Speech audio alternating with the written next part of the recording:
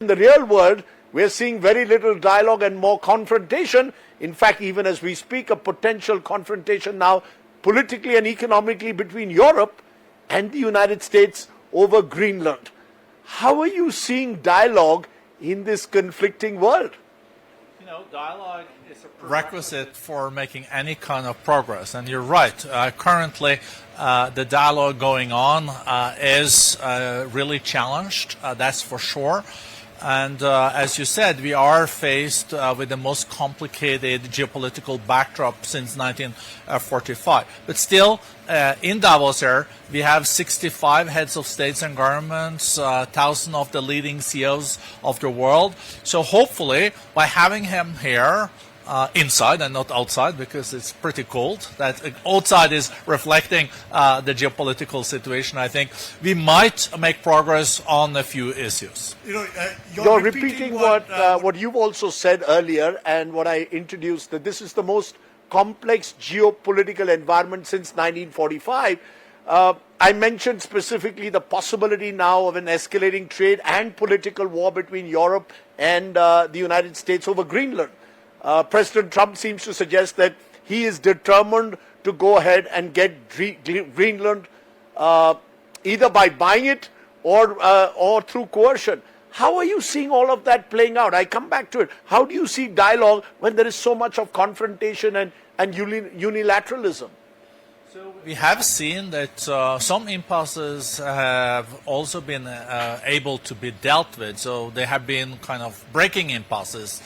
Look at the situation between the U.S. and China.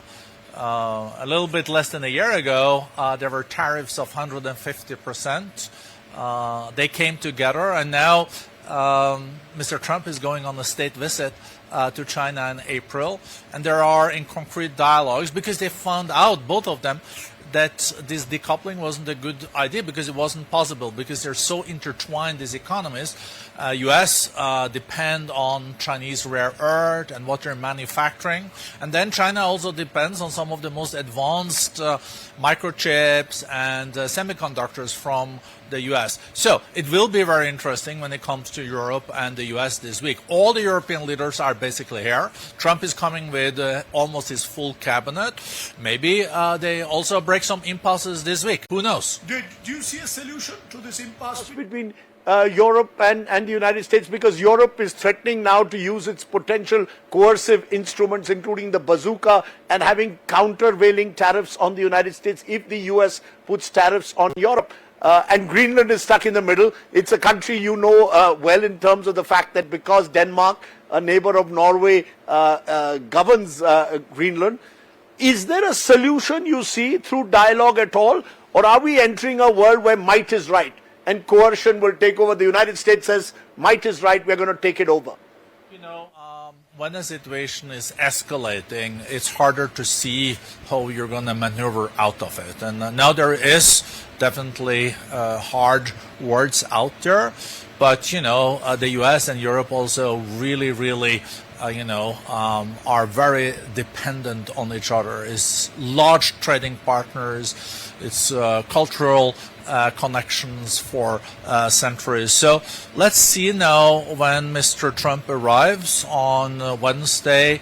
We will have also the key European leaders here.